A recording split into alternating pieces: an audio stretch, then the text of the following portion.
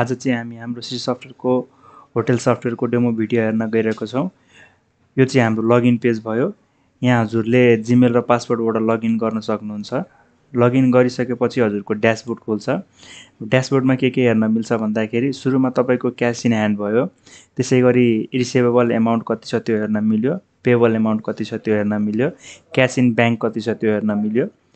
त्यसपछि तपाईँको 2 days transaction भन्ने छ। 2 डेज ट्रान्जेक्सनमा हामीले के हेर्न पाउँछ भन्दाखेरि आज हामीले सेल्स कतिको गर्यो त्यो हेर्न मिल्यो, रिटर्न कतिको भयो त्यो हेर्न मिल्यो, एक्सपेन्स कतिको गर्यो त्यो हेर्न मिल्यो, क्यास इन ह्यान्ड कतिको भयो त्यो हेर्न मिल्यो, त्यसै गरी क्यास इन ब्याङ्क कतिको भयो त्यो हेर्न मिल्यो। त्यसपछि तपाईँको 2 डेज बुकिङ भन्ने छ। 2 डेज बुकिङमा के देखाउँछ भन्दाखेरि हजुरको टप 6 बुकिङहरू चाहिँ यहाँ तपाईँको देखाउँछ ड्यासबोर्डमै। त्यसै गरी तपाईँको लेटेस्ट रुम किपिङ अर्डरमा अब टप 6 रुम किपिङ अर्डरहरू देखाउँछ तपाईँको। त्यसै गरी टेबल स्ट्याटसहरू भयो। तपाईँको ग्रिन भनेको भ्याकेन्ट भयो र रेड भनेको अकुपाइड भयो। त्यसै गरी रुम स्ट्याटसमा चाहिँ हजुरको ग्रिन भनेको भ्याकेन्ट भयो, त्यसै गरी रेड भनेको अकुपाइड भयो र ओरेन्ज कलरमा चाहिँ जस्तै चेकआउट गरिसकेपछि हजुरको क्लिनिङ प्रोसेसमा भएको बेला हजुरको यो ओरेन्ज कलरमा देखाउने हो। त्यसै गरी अब यो क्यालेन्डर भयो। क्यालेन्डरमा चाहिँ अब कुन डेटदेखि कुन डेटसम्म हाम्रो कुन रुम बुकिङ छ भनेर हेर्न मिल्यो। त्यसपछि हजुरको क्रिएट भन्ने अप्सन छ। क्रिएट भन्ने अप्सन तपाईँको सजिलोको लागि चाहिँ डेली के युज हुन्छ त्यो यहाँ क्रिएटमा हालिएको छ। त्यसै गरी अब क्रिएटमा के छ भन्दाखेरि इन्भोइस भयो। हामीले यहाँबाट इन्भोइस क्रिएट गर्न मिल्यो र इन्भोइस हेर्न मिल्यो। त्यसै गरी रिफन्ड रिसिप्ट क्रिएट गर्न मिल्यो, क्रेडिट नोट क्रिएट गर्न मिल्यो, पर्चेज क्रिएट गर्न मिल्यो, पर्चेज रिटर्न क्रिएट गर्न मिल्यो, त्यसै गरी डेबिट नोट क्रिएट गर्न मिल्यो। त्यसपछि अब चेकिङ पार्टमा अल चेकिङमा के छ भन्दाखेरि हजुरको अब चेकिङमा आइसकेपछि यहाँ चाहिँ तपाईँको चेकिङ गेस्टहरूको डिटेल भयो। अब एड चेकिङ गर्नु पऱ्यो भने यहाँबाट हजुरले एड चेकिङ गरेर गेस्ट डिटेलहरू फिल गरेर हजुरले चेकिङ गर्न सक्नुहुन्छ। चेकिङ गरिसकेपछि हजुरको यो लिस्टमा चाहिँ डाटा आइपुग्छ। त्यसै गरी अब यसमा चाहिँ के गर्न मिल्छ भन्दाखेरि डे एक्सटेन्ड भयो। जस्तै 2 दिनको रुम बुक गर्नुभएको छ र इफ 1 डे एक्सटेन्ड गर्नु पऱ्यो भने हामीले यहाँबाट डे एक्सटेन्ड गर्न मिल्यो। त्यसै गरी अब हाउसकिपिङको लागि भयो, त्यसै गरी फुड अर्डरको लागि भयो, तपाईँको गेस्ट डिटेलहरू भयो, त्यसपछि रुम क्लियरेन्स भयो, क्लिनिङ भयो, पुल बुकिङ भयो र भेहिकल बुकिङहरू भयो। त्यसै गरी तपाईँको अब अल चेकआउटमा चाहिँ अब चेकआउट गरिसकेपछि हाम्रो अल चेकआउटको डाटाहरू यहाँ बस्ने गर्छ। त्यसै गरी तपाईँको अब एडभान्स बुकिङ भयो। जस्तै आज तपाईँको अब 6 तारिक छ भने अब 10 तारिक 11 तारिकको लागि रुम बुक गर्नु पऱ्यो भने यहाँबाट एडभान्स बुकिङ गर्न सक्नुहुन्छ। त्यसै गरी अब बुकिङमा के छ भन्दाखेरि तपाईँको पुल प्याकेज क्रिएट गर्न मिल्यो, भेहिकल टाइपहरू क्रिएट गर्न मिल्यो, त्यसै गरी पुल टाइपहरू क्रिएट गर्न मिल्यो, स्विमिङ पुल, त्यसै गरी पुल बुकिङ गर्न सक्नुहुन्छ, त्यसै गरी भेहिकल बुकिङ गर्न सक्नुहुन्छ। त्यसपछि तपाईँको रुम किपिङ भन्ने अप्सन छ।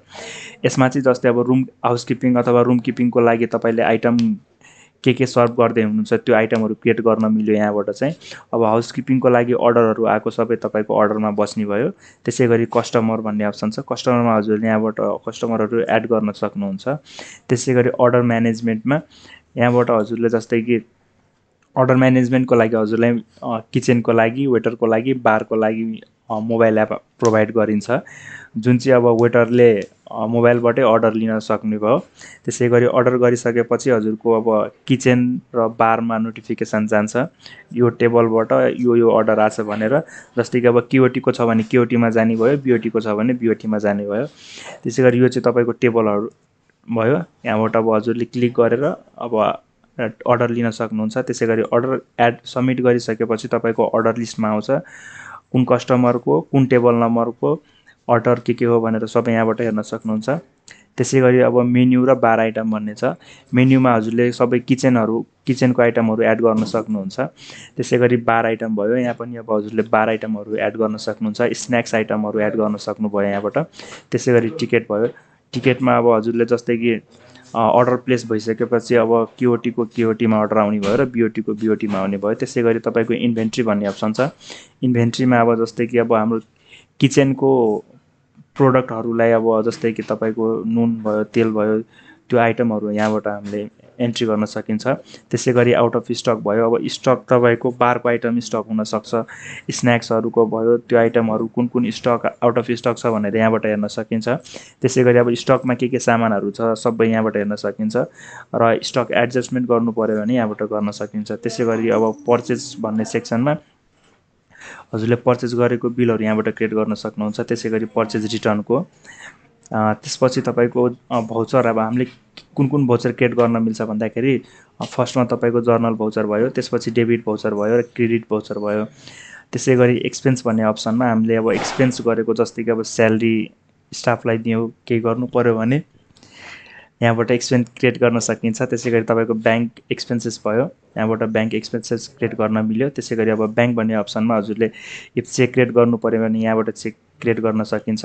ब्याङ्कमा अब डिफ्रेन्ट ब्याङ्कहरू एड गर्न मिल्यो यहाँबाट चाहिँ।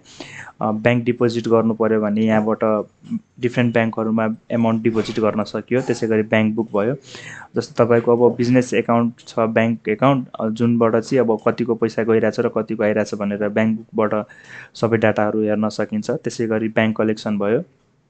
ट्रान्सफर मनीमा अब के छ भन्दाखेरि हामीले अब मनी ट्रान्सफर गर्नु पऱ्यो भन्दाखेरि अब ब्याङ्क टु ब्याङ्क गर्न सकिन्छ। त्यसै गरी ब्याङ्क टु क्यास भयो, क्यास टु ब्याङ्क भयो। अब एकाउन्ट भन्ने अप्सनमा के छ भन्दाखेरि हामीले अब एकाउन्ट होल्डर क्रिएट गर्न सक्ने भयो।